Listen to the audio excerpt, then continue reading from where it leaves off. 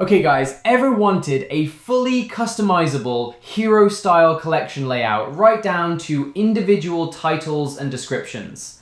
Well, this section gives you complete control over every detail. Today we're adding this collection section to your store. So let's not waste any more time, let's jump straight into it. Open your favorite browser and search for Shopify App Store. Click on the first link. This takes you straight to the official Shopify App Store. From here, you can install any app based on your needs. Right now, we're searching for Section Kit in the search bar. This is the app that makes building your store so much easier, genuinely. Open it and install it. The process takes just a few seconds, exactly like any other Shopify app. After installing, go to Explore Sections and search for this section. You'll find it here. Click on More Info and purchase it. All the details are listed right below if you want to read through them. I've already purchased this one though, so let's close this and click on My Sections instead.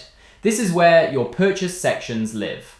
Let me scroll down and there's the section. Click on Customize, choose your favorite theme, and the section installs successfully. Now let's open it in Theme Customizer and give it a second to load. Once ready, click on Add Section and search for it. Then choose Collection from the results. It will be added instantly. Now let's scroll down and customize it together. First, let's start with the heading settings. There's a layout style option with 3 different layouts to choose from. Pick whichever fits your section best.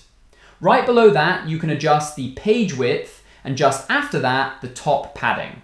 Below that, you'll find gap between columns, desktop height, mobile height, overlay darkness, and section background color.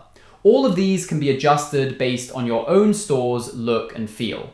Right below all that, you can add your collections. In Collection 1, add the collection itself.